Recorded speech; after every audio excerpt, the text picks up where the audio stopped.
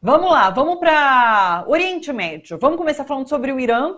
Você falou agora sobre esse radical antiliberal que foi eleito, né? O presidente Ebrahim Raisi foi eleito no primeiro turno, 61,95% dos votos. E daí é muito interessante que na primeira entrevista coletiva que ele deu, né, presidente, né, professor Legene, ele disse que não vai se reunir com Joe Biden, presidente americano, em nenhuma hipótese, mesmo se as sanções americanas fossem suspensas, que é uma das exigências que ele faz, inclusive. Falou que os países vizinhos do Golfo Árabe são prioridade da política externa. O que a gente pode esperar desse novo presidente? Como serão essas relações, inclusive, com os Estados Unidos? Olha, eu que acompanho o Oriente Médio e também o Irã, a pronúncia do Ebrahim é um H com rim, o R do raiz é Raisi, o S é quase como se fosse dois S, Ebrahim Raisi. Eu falei hoje com o iraniano, como tenho falado nos últimos dias, o Irã está em festa, viu, Thalita?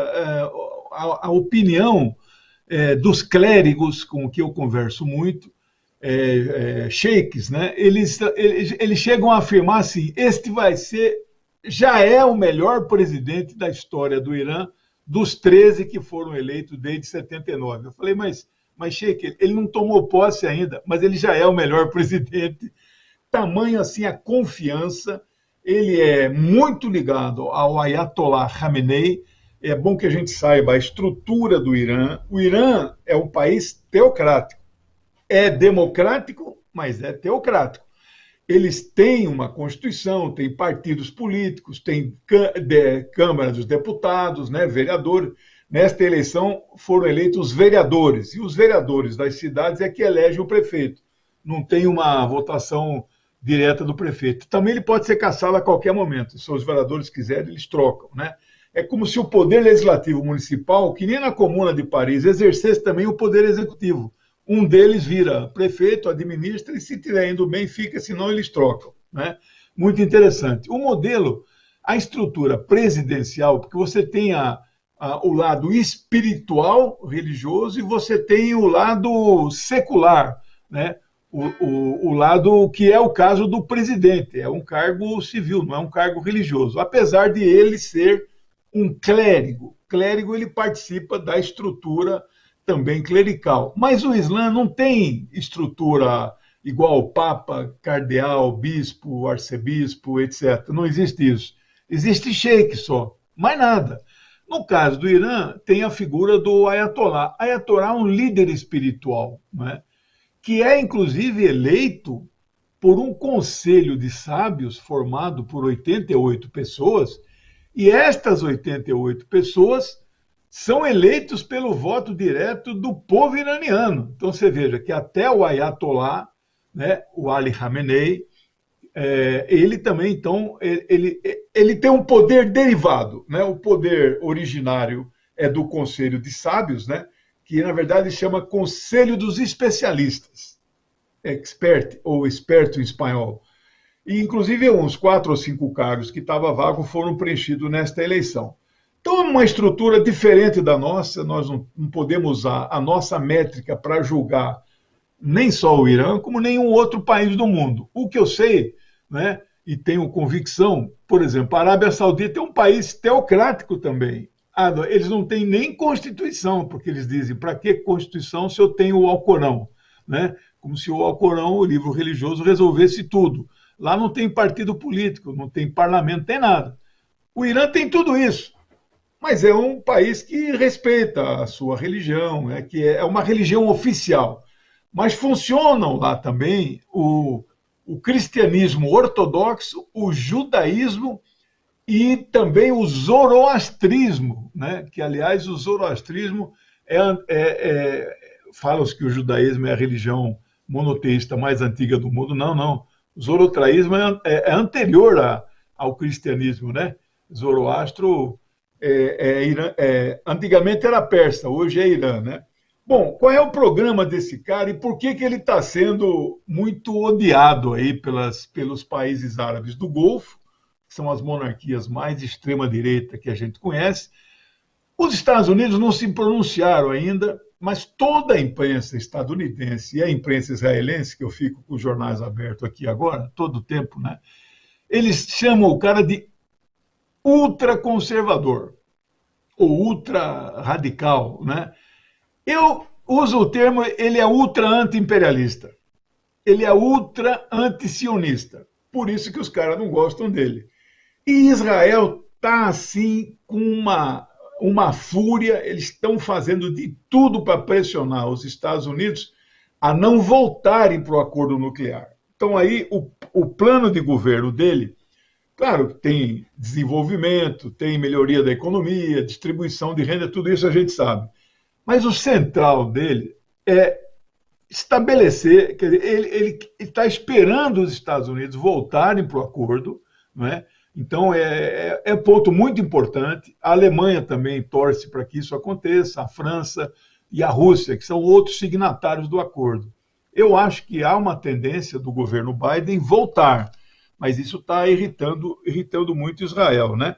Bom, a grande questão, ele defende a suspensão de todas as sanções impostas pelos Estados Unidos à República Islâmica do Irã. Sabe quantas são as sanções só nos 4 anos de governo Donald Trump? 1.000 sanções. 1.000 sanções. Cuba são mais de 250, né? Ou seja, um país que governa por sanções. Não pode ser isso, não funciona, né? Aliás, uma das coisas que o Biden deixou registrado na mesa de conversa lá que o Putin deixou registrado para o Biden semana passada, foi exatamente isso. Não se pode mais governar por sanções. Só reconhecemos sanções que forem emanadas do Conselho de Segurança das Nações Unidas, né? Então, nós estamos ali muito esperançosos. No Irã, o voto não é obrigatório, 60 milhões de eleitores, em números redondos, votaram 30, 32 milhões, então uma abstenção próxima de 50%, o que é normal em todo o mundo árabe, né? O Iraque, Líbano, Síria, esses países têm índice de abstenção alto. No caso do Irã, em particular, a Arábia Saudita gastou, ninguém sabe se lá quantos milhões de dólares para financiar outras candidaturas que foram pífias. Ele teve 18 milhões de votos, 60 e tantos por cento dos votos válidos, né? Ganhou no primeiro turno. Mas também se jogou dinheiro para que as pessoas não fossem votar, né? Porque uma abstenção alta poderia deslegitimar o resultado. Então, ali, a minha leitura é que venceu uma corrente política iraniana mais revolucionária e anti-imperialista. Esta é a leitura que nós temos que fazer. E não temos que ter medo nenhum, porque essa turma do muçulmano xiita, eles são de paz, viu? A gente aprendeu a falar aí, erroneamente, aquele cara da ala xiita do PT, como se xiita fosse sinônimo de radical. Lê do engano. E eu descobri isso tarde, né? Estudo aquela região faz tanto tempo, mas os xiitas são os mais complacentes, quietistas, calmos, aplicador do texto corânico. O Corão proíbe qualquer iniciativa de agressão. Ele também fala, se você tomar um tapa na cara, não dá o outro lado, não. Deus não tolera o agressor, mas permite que você revide direitinho, entendeu? Mas ele não toma iniciativa. Então é um país de paz, quer voltar a ter relações com todos os países do mundo, inclusive Estados Unidos. Ele deu essa entrevista, eu assisti, uma demonstração assim de, olha, estou aqui chegando, firmeza, e a linha é essa. Mas não tenha dúvida, se os Estados Unidos pedirem a abertura da embaixada, que foi fechada em fevereiro de 79, né? Se eles pedirem, eu tenho certeza, o Irã quer ter relações com todos os países do mundo, quer ser um país como outro qualquer, né? Então, ali foi muito positivo. Eu estou muito animado na região ali. Israel que se cuida.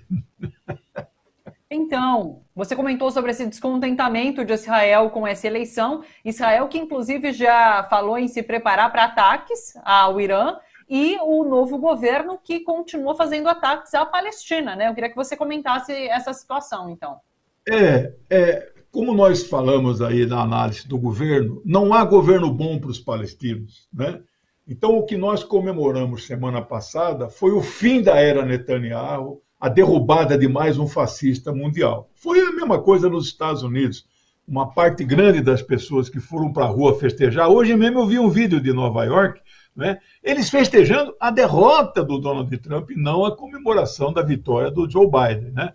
Lá a mesma coisa, eles fizeram uma frente amplíssima de 8 partidos, né, frente muito heterogênea, colocaram um governo, né, de um cara chamado ultranacionalista. Hoje, inclusive, ele liberou construção na Cisjordânia de uma escola e de um pequeno shopping, né? Isso aí não é propriamente um conjunto habitacional, né? Mas isso é também ilegal, né? Então, não parou de bombardear Gaza, rompeu o cessar-fogo.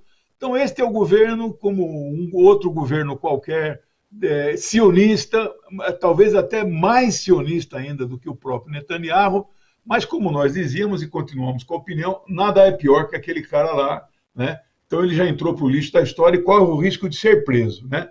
Bom, a notícia que nos chega é que eles estão evidentemente irritados e há uma certa prontidão nas Forças Armadas israelenses para uma possível retaliação ao Irã. Eu fiz aqui as minhas continhas, né? Como é que poderia ser um ataque de Israel ao Irã? O que eu acho muito improvável, não acho que seja impossível, né? Se fosse por terra, não tem como, porque ele vai ter que passar por cima da Síria e do Iraque. Então, tem 2 países, ele tem que destruir 2 países para chegar no Irã. Isso é impossível, né? Então, por ar, né? Por ar, eu fui ver a força aérea deles, toda aviões Phantom, F-16, fabricados nos Estados Unidos. Eles têm uma autonomia de 4.000 quilômetros. Aí você olha lá, Tel Aviv até Teherã, 3.000 quilômetros, e de volta. Então, tranquila a autonomia. Não, só que não, sabe por quê? Porque ele não pode passar pelo espaço aéreo do Iraque e da Síria, ele vai ter que dar uma volta grande lá pelo mar Mediterrâneo, que aí vai superar os 4.000 quilômetros de autonomia. Bom, dá-se um jeito, abastece no ar, etc. Mas se isso acontecer, primeiro que ele vai jogar no colo do Biden um problema que não é do Biden, né? O Biden não estava querendo isso, né? Como não estava querendo esse conflito aí de 11 dias, né? Ele queria... a prioridade dele não era resolver o problema ali palestino-israelense, venezuelano ou até cubano. São aquelas 3 pendências que nós já falamos aqui, ele não disse a que veio. Ele tinha outras prioridades.